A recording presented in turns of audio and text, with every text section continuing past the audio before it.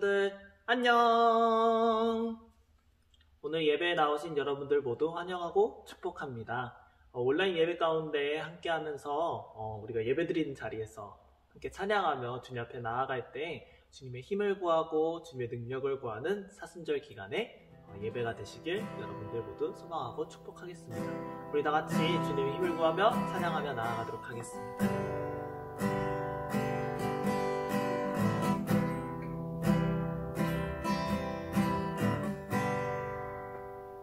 주는 나의 힘이요 주는 나의 힘이요 주는 나의 힘이요 영원히 주를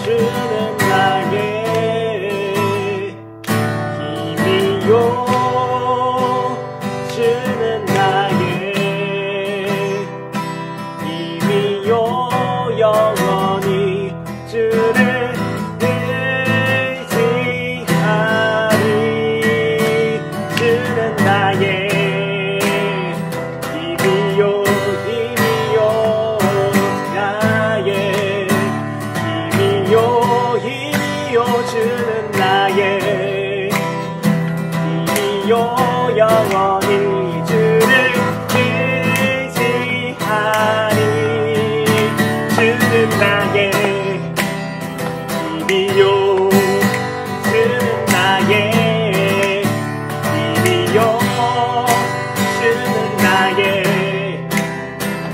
힘이요 영원히 주를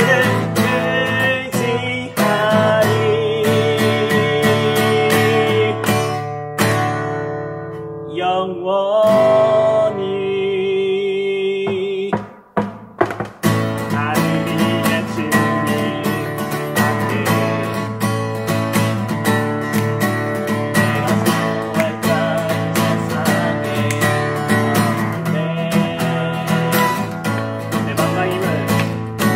내 맘과 힘을 잃을 수 없네. 오직 한 가지 그 진리를 믿네. 주는 나의 힘이요 주는 나의 힘이요 주는 나의 힘이요 영원히 주를 의지하리 주는 나의 힘이요 주는 나의 힘이요 나의 힘이요 영원히 주를 의지하리 영원히 하늘 위에 주님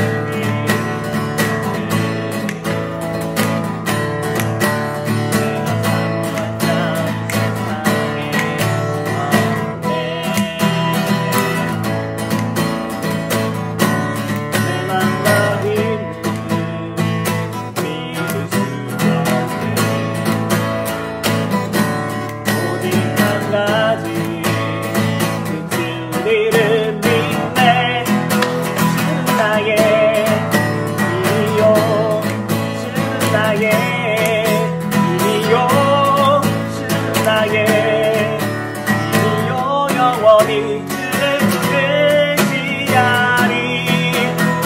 나의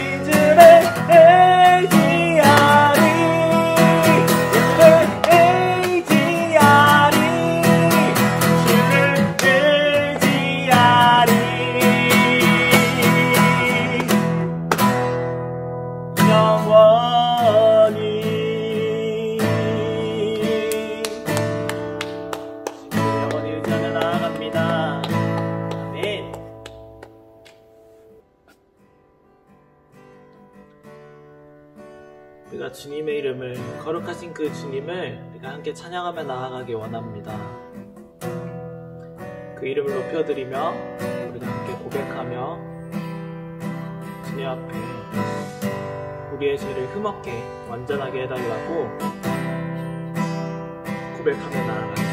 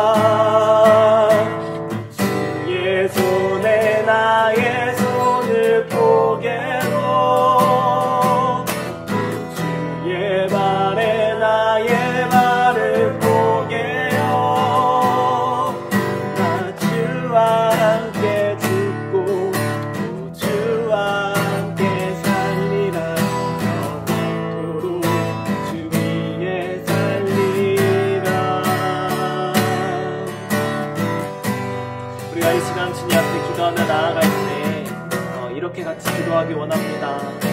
거룩하신 하나님, 나의 힘 되시는, 나의 능력 되신 하나님, 저희의 죄를 주님 앞에 고백하며 나아갑니다. 저희의 부족함을, 저희의 연약함을 주님 앞에 고백하며 나아갑니다. 아버지 하나님, 저희의 이런 모습을 주님 앞에 고백할 때 완전하신 주님, 거룩하신 주님, 저희를 불쌍히 여겨주셔서 저희와 함께 하시고 저희의 기도를 들어주시옵소서. 이렇게 간구하며 나아가겠습니다. 다같이 주님 앞에 우리 함께 기도하며 나아가도록 하겠습니다. 아버지 하나님, 감사합니다. 감사합니다. 아버지 하나님 인도하여 주시옵소서. 아버지 하나님께서 우리가 이끄시는 아버지 하나님 그 자리 가운데 우리가 무릎 꿇고 나아가기 원합니다. 주님, 저희의 기도를, 저희의 이 간절함을, 저희의 이 마음을 주님께서 해결하여 주시옵소서. 아버지 하나님, 주님께서 들어주시옵소서. 주님께서 귀 기울여 주시옵소서. 저희가 주님의 문을 두드릴 때, 저희가 주님 앞에 아버지 하나님 앞에 기도하며 나아갈 때 저희의 마음이, 저희의 기도가 주님 앞에 닿기를 원합니다. 저희가 주님 앞에 간구하고 저희가 주님 앞에 아버지 하나님의 해답을 찾아 고민할 때 아버지 하나님께서 그 답을 내려주시길 원합니다. 아버지 하나님께서 원하시는 방향을 가르쳐 주시기 원합니다. 아버지 하나님, 주님의 뜻대로 살아가는 그리스도인이, 아버지 하나님, 주님이 없으면 살아가지 못하는 그리스도인이 아버지 하나님의 뜻을 구하며 아버지 하나님의 마음을 구할 때 그 마음을 사로잡아 주시고 그 마음을 인도하여 주시고 그 마음을 함께하여 주시옵소서. 예수님의 이름으로 기도드렸습니다. 아멘.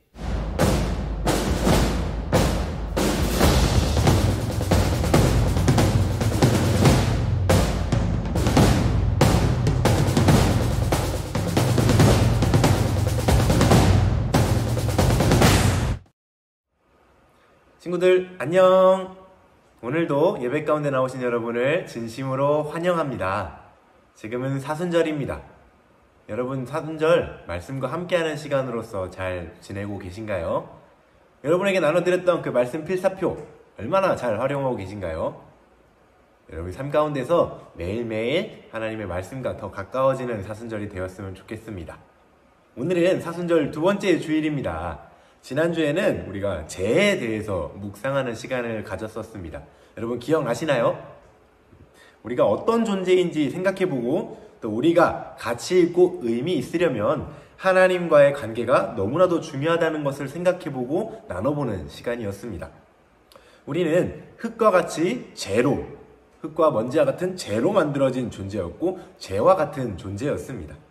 그리고 죽으면 다시 죄로 돌아갈 수밖에 없는 존재라고 말씀드렸습니다. 왜 인간은 다시 죄로 돌아갈 수밖에 없는 존재가 되었나요? 바로 우리의 죄 때문이죠. 하나님의 형상을 닮은 모습으로 또 하나님과 직접 교제하며 또 영원을 살던 사람은요, 그 죄로 인해 하나님으로부터 멀리 떨어지게 되었고 다시 흙으로, 죄로 돌아갈 수밖에 없는 존재가 되었습니다. 사순절을 시작하는 그 죄의 수요일에 우리의 머리에 죄를 뒤집어 쓰거나 이마와 손등에 죄로 십자가를 그리는 것은요, 제가 하나님 없이는 죄로 돌아갈 수밖에 없는 존재입니다.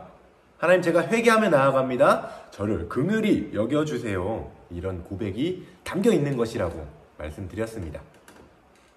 우리가 마음을 담아 이렇게 고백하며 나아간다면 하나님께서는 우리를 그냥 두지 않으십니다. 복음은 죄 같은 우리를 위해 하나님께서 독생자 예수 그리스도를 이 땅에 보내어 주시고 대신 죽게 하신 것에서 출발합니다. 우리가 너무나도 잘 알고 또 암송하는 구절이죠. 요한복음 3장 16절 말씀인데요. 하나님이 세상을 이처럼 사랑하사 독생자를 주셨으니 이는 그를 믿는 자마다 멸망하지 않고 영생을 얻게 하려 하심이라. 아멘. 이 복음을 경험하고 또 은혜를 경험하는 사람은 반드시 멸망하지 않고 영생하게 될 것입니다. 그러나 문제는요, 사람들이 죄에 대해 잘 모르고 죄의 심각성에 대해서 잘 모른다는 것입니다. 그래서 죄를 지으면서도 죄를 짓고 있다는 것을 잘 모릅니다. 또 죄인 것을 알면서도 죄의 심각성을 간과하는 사람도 있습니다. 심지어 우리의 죄에 대해서 지나치게 관대하기까지도 합니다. 다시 말해서 죄에 대하여 너무 무뎌진 상태에 이르렀다는 것입니다. 지금 우리가 사는 세상은요, 죄가 넘쳐나는 세상이며 심지어 죄를 권하는 세상이 되어버렸습니다. 이같이 죄에 무뎌지고 인간을 위해 합리화된 세상에서는 죄는 그 심각성을 상실할 수밖에 없는 거죠. 그러나 죄는요, 결코 사소한 일이 아닙니다. 간과할 만한 것이 아니라는 거죠. 왜일까요? 왜 죄는 사소한 것이 아니고 간과하면 안 되는 걸까요? 죄의 결과는 너무나도 비참한 것이기 때문입니다. 로마서 6장 23절의 말씀인데요. 죄의 삭은 죽음이요 하나님의 선물은 우리 주 예수 그리스도 안에서 누리는 영원한 생명입니다. 아멘. 죄의 삭, 죄의 값은 죽음입니다. 그 어떤 피조물도요, 하나님께서 정하신 이 결과를 비켜가거나 피해갈 수는 없습니다. 태어났으면 누구나 죽는 거야. 이런 육체적인 단순한 죽음을 의미하는 것이 아니라요, 영원한 죽음, 우리에게 지옥이라고 잘 알려져 있는 그 결과가 우리가 짓고 있는 그 죄 앞에 놓여 있다는 거죠. 또 하나, 우리가 죄를 간과하지 말아야 되는 이유가 있습니다. 여러분은 예수님을 사랑하시나요? 여러분이 이 질문에 망설임 없이 대답할 수 있는 사람이 되었으면 좋겠는데요. 저는 예수님을 사랑합니다. 그런데 제가 사랑하고 또 여러분이 사랑하는 그 예수님이요, 그 예수님께서 끔찍한 고난과 조롱과 멸시를 당하시고 십자가에 달려 죽으신 이유가 무엇 때문일까요? 바로 죄 때문입니다. 그것도 예수님의 죄 때문이 아니라 저, 그리고 여러분, 우리의 죄 때문에 예수님은 그런 죽임을 당하셔야만 했던 것입니다. 우리가 진짜로 예수님을 사랑하는 사람이라면요, 우리는 죄를 미워해야 합니다. 죄를 원수처럼 여겨야 합니다. 내가 너무나도 사랑하는 우리 예수님을 죽음으로 이끌어간 그 죄를 사소한 것으로 여기고 간과한다는 것은 말이 되지 않는 소리입니다. 사순절 그 하나님의 때에 예수님의 고난을 묵상하고 동참하기 위해 먼저 해야 할 것은 우리 자신의 죄를 생각하는 것입니다. 죄를 가볍게 여기지 않아야 합니다. 죄는요, 반드시 죄 되어야 합니다. 또 내가 죄인임을 인정해야 합니다. 2021년 사순절, 우리가 죄를 가볍게 여기지 않고 또 우리가 죄인임을 인정하며 나아가는 시간이 되길 간절히 바랍니다. 근데 계속 나보고 죄인이라고 말은 하는데, 설교 시간에도 성경에서도 나에게 죄인이라고 말하는데, 여러분이 진짜 죄인이라는 사실이 잘 인정되시나요? 마음속으로 한번 손 들어볼까요? 나는 내가 죄인인 걸 확실하게 알고 믿습니다 하는 사람은 마음속으로 손 한번 들어보셨으면 좋겠습니다. 아니면 혹시 여러분 가운데 그래도 나 정도면 죄인은 아니지, 나 정도면 깨끗하게 살았지, 다른 사람들에 비하면 나는 정말 깨끗하게 산 거야, 이렇게 생각하는 분들은 없으신가요? 내가 죄인인 것을 깨닫지 못하고 또 인정하지 못하는 사람들이 많습니다. 그렇다면 내가 죄인인 것은 어떻게 해야 인정할 수 있는 것일까요? 먼저 우리는 죄의 개념에 대해서 생각을 해볼 필요가 있습니다. 성경에서 죄를 나타내는 표현은 하마르티아라고 합니다. 하마르티아는요, 관역에서 벗어나다라는 뜻을 가지고 있는데요, 쏘아진 화살이 경로대로 날아가서 관역에 박히는 것이 아니라 그 경로를 벗어나서 관역을 벗어나 엉뚱한 곳으로 날아가는 것을 의미합니다. 결국에 죄는요, 기준에서 벗어나는 것을 말하는 것입니다. 그렇다면 어떻게 우리 모두가 죄인임을 인정할 수 있는가? 먼저 세상의 기준으로 봐도 죄인인 사람이 있습니다. 누가 봐도 죄를 많이 지었고, 누가 봐도 잘못을 많이 했고, 세상 법도 어기고 도덕적인 죄도 짓고, 그 사실을 다른 사람도 알고 스스로도 깨닫는 그런 존재가 있습니다. 이런 사람들은요, 상대적으로 좀 더 쉽게 자신이 죄인임을 인정할 수 있습니다. 그런데 세상의 기준으로는 너무 반듯하게 잘 살아온 사람들이 있습니다. 세상의 법을 어겨본 적도 없고요, 도덕적으로 잘못된 일을 하지도 않고 착하게, 아주 착하고 반듯하게 살아온 사람들이 있습니다. 오히려 이런 사람들이 내가 죄인임을 인정하는 것이 너무 힘들더라고요. 조금 전에 죄는 관역, 기준에서 벗어나는 것이라고 말씀을 드렸습니다. 그렇기 때문에 죄인이라는 것을 알려면요, 내가 죄인이라는 것을 깨달으려면 분명한 기준이 있어야만 합니다. 죄는 기준에서 벗어나는 것이기 때문에 그 기준이 있어야 된다는 것입니다. 나는 그래도 괜찮은 사람이야 라고 생각하는 사람들의 기준이 어디 있는지 살펴보면요, 나와 같은 사람들이 살아가는 이 세상을 기준 삼고 있는 것입니다. 그러나 우리가 진짜 이야기하고 진짜로 돌아봐야 할 기준은요, 이 세상이 아니라 하나님이 기준이 되셔야만 합니다. 내가 다른 사람보다는 조금 낫잖아, 나는 그래도 저 사람에 비하면 죄인은 아니지, 내가 저 사람보다는 깨끗하잖아, 이렇게 생각한다면요, 내가 죄인임을 인정하는 것이 너무 어려운 일이 돼버린다는 거죠. 기준이 다르기 때문입니다. 분명하게 말씀드리겠습니다. 죄인임을 판단하는 기준은요, 하나님께 있습니다. 하나님의 거룩과 하나님의 공의를 기준 삼아서 내가 죄인임을 바라봐야만 합니다. 그렇다면 도대체 어떻게 그 기준대로 나를 볼 수 있는가? 하나님께서 그 기준을 우리에게 제시해 주셨습니다. 그게 바로 율법이에요. 로마서 3장 20절 말씀 같이 한번 읽어보도록 하겠습니다. 그러므로 율법을 지킴으로써 하나님 앞에서 의롭다고 인정받을 사람은 아무도 없습니다. 율법으로는 죄를 인식할 뿐입니다. 아멘.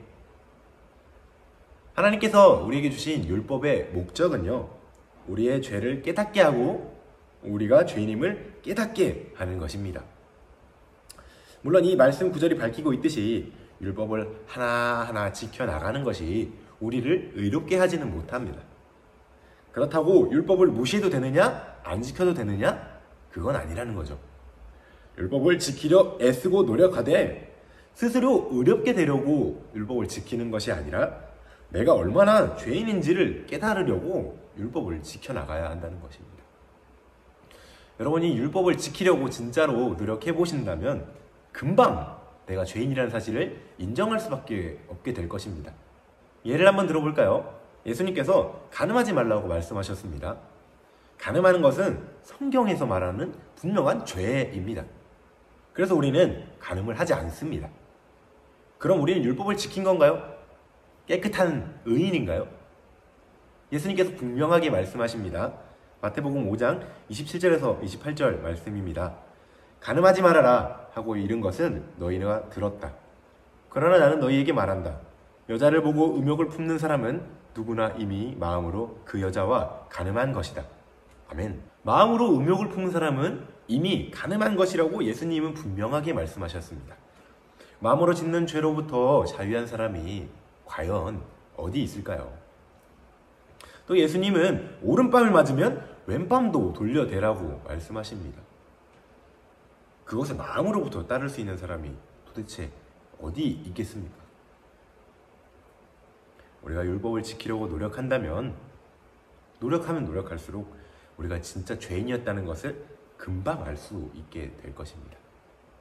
우리 마음속에서 나오는 것은 악한 생각이라는 것을 정말 금방 알 수 있게 될 것입니다. 마가복음 7장 21절에서 23절 말씀입니다. 나쁜 생각은 사람의 마음에서 나오는데 곧 음행과 도둑질과 살인과 간음과 탐욕과 악의와 사기와 방탕과 악한 시선과 모독과 교만과 어리석음이다. 이런 악한 것이 모두 속에서 나와서 사람을 더럽힌다. 아멘. 그리고 이것은 한 사람도 예외가 없습니다.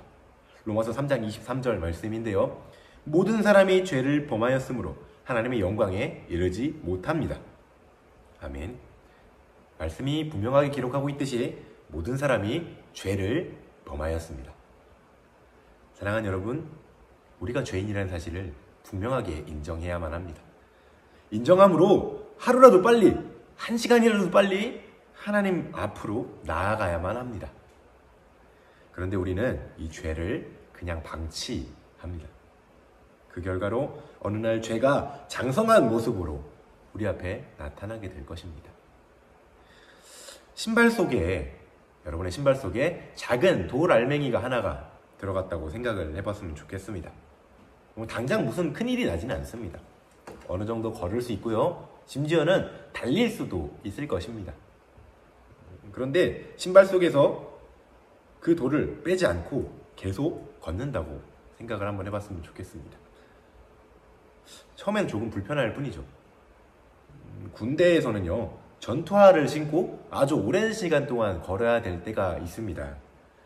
그런데 전투화의 어느 틈 사이로 작은 돌 알갱이가 들어와 있을 때가 있어요. 근데 이 전투화라는 것이 신고 벗는 게 엄청 편한 신발은 아니거든요. 끈도 아주 많고 발목 위까지 올라오는 신발이라 벗는 것이 불편합니다. 더군다나 모든 군인들이 줄을 맞춰서, 시간을 맞춰서 같이 걸어가고 있는 상황에서 혼자 잠깐 빠져나와 신발을 벗고 돌멩이를 꺼낸다는 것은 상당히 불편한 일이에요.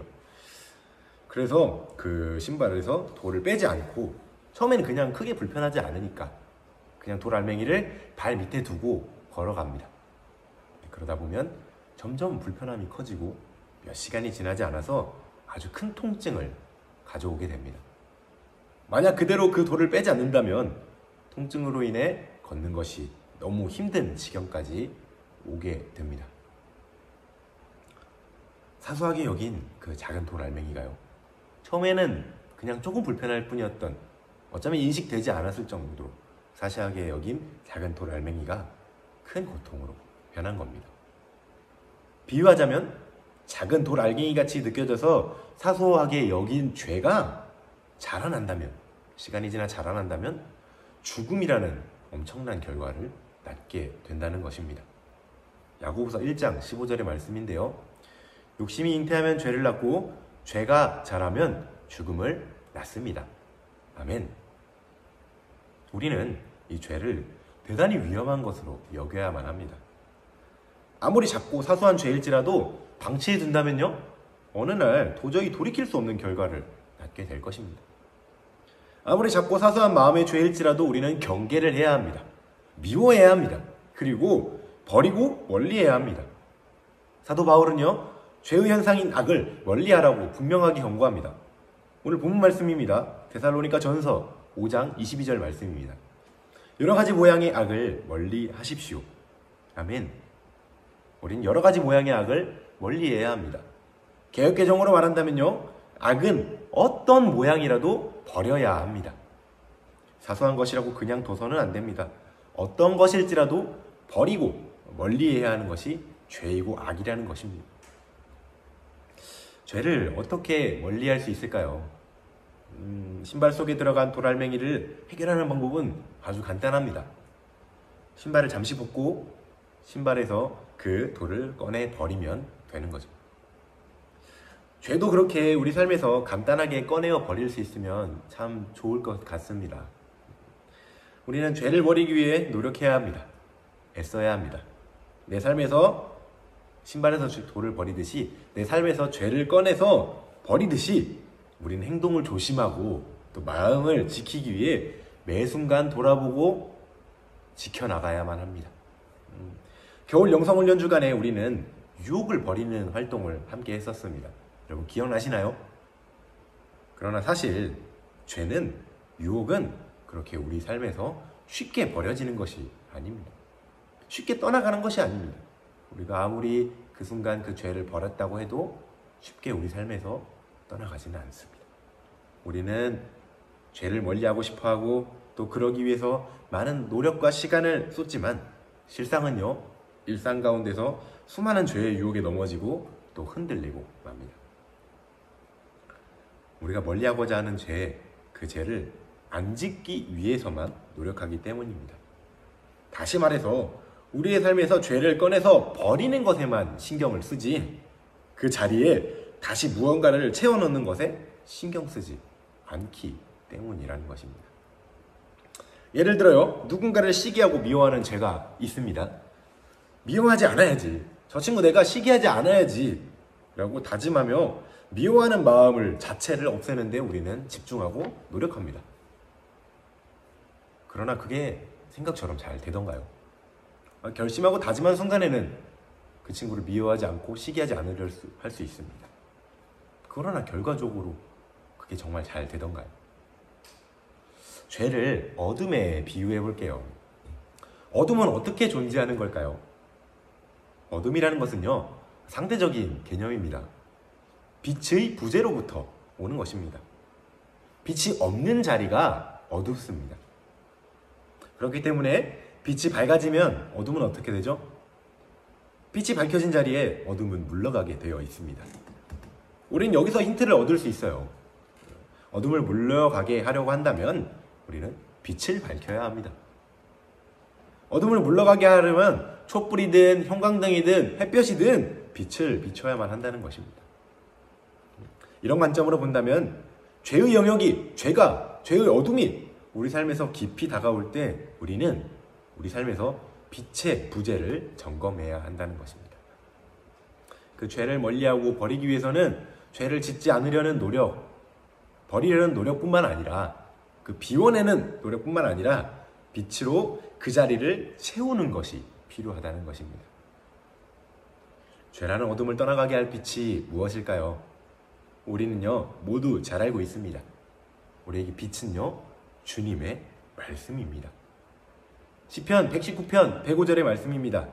주의 말씀은 내 발의 등불이요 내 길의 빛입니다. 아멘. 우리의 삶에 말씀의 부재가 일어날 때 어둠이 찾아옵니다. 우리가 말씀으로부터 멀어질 때, 내 삶에 말씀을 채우지 않을 때, 또 말씀을 지루하게 여기고 따분하게 여기고 또 졸린 것으로 여길 때 우리 안에 죄라는 어둠이 깊이 찾아오게 된다는 것입니다. 그렇기 때문에 우리가 죄를 멀리하기 위해서 더 집중하고 더 많은 에너지를 쏟아야 할 부분은요, 말씀으로 더 가까이 나아가는 것이라는 거죠. 근데 또 누군가는 이렇게 말할지도 모르겠습니다. 저는요, 충분히 빛으로 나아가고 있는데, 저는 충분히 말씀을 의지하고 날마다 말씀을 묵상하고 쓰고 말씀을 대로 살아가려고 노력하고 기도하는데 왜 계속 제 삶 가운데는 죄가 끊어지지 않는 걸까요? 어둠이 계속 찾아오는 걸까요? 빛이 밝혀진 곳에는 그림자라는 또 다른 어둠이 생깁니다. 빛에서 우리가 잠시라도 등을 치게 된다면요, 우리의 그림자를 우리의 눈으로 보게 되는 거죠. 그 상태로 우리가 딱 한 걸음이라도 빛으로부터 멀어진다면요, 그 그림자는 더 길어지기 마련입니다. 더 커지는 겁니다. 그럼 우리는 더 커진 그 어두운 그림자를 보고 또다시 낭망하고 좌절하고 넘어지고 맙니다. 그러나 우리가 빛을 등지는 것이 아니라 빛을 향하여 서고 그 빛을 똑바로 바라보고 있을 때 그림자는요, 우리 뒤에 있습니다. 뿐만 아니라 빛으로 더 가까이 가면 갈수록 그 그림자는 작아지게 되어 있습니다. 그러므로 사랑하는 여러분, 늘 빛 가운데 거하시기를 바랍니다. 빛을 의지함으로 우리 안에 어둠을 물리치고 죄를 멀리하기를 바랍니다. 그리고 그때 비춰진 빛으로 인해 드러난 나의 더러운 실상과 그림자를 바라보고 두려워할 것이 아니라 우리는 계속해서 그 빛을 바라보고 그 빛을 주목해야만 합니다. 그 그림자에 보여질 우리의 남아있는 더러운 실상까지도 고쳐주실 분은 바로 우리 주님이십니다. 오늘 본문 말씀에 바로 이어지는 구절에서 바울은 이렇게 말합니다. 데살로니가 전서 5장 22절에서 23절 말씀을 한번 읽어보도록 하겠습니다. 여러 가지 모양의 악을 멀리하십시오. 평화의 하나님께서 친히 여러분을 완전히 거룩하게 해주시고 우리 주 예수 그리스도께서 오실 때에 여러분의 영과 혼과 몸을 흠이 없고 완전하게 지켜주시기를 빕니다. 아멘. 우리를 거룩하고 죄가 없게 해주실 분은 우리 주 하나님이십니다. 우리가 죄를 버리고 그 자리에 주님의 말씀을 채우면서 살아간다면 우리 주 예수 그리스도께서 다시 오실 때에 우리를 흠이 없고 완전하게 만들어 주실 줄로 믿습니다. 우리 이 시간 세 가지 기도 제목을 가지고 주님 앞에 함께 기도하며 나아갔으면 좋겠습니다. 첫 번째 기도 제목은요, 사순절을 통해 말씀하시는 하나님의 때를 분별하며 몸과 마음을 하나님께로 향하게 하소서. 두 번째 기도 제목은 우리가 하나님의 기준에서 죄인이었음을 인정하고 죄를 멀리하게 하여 주소서.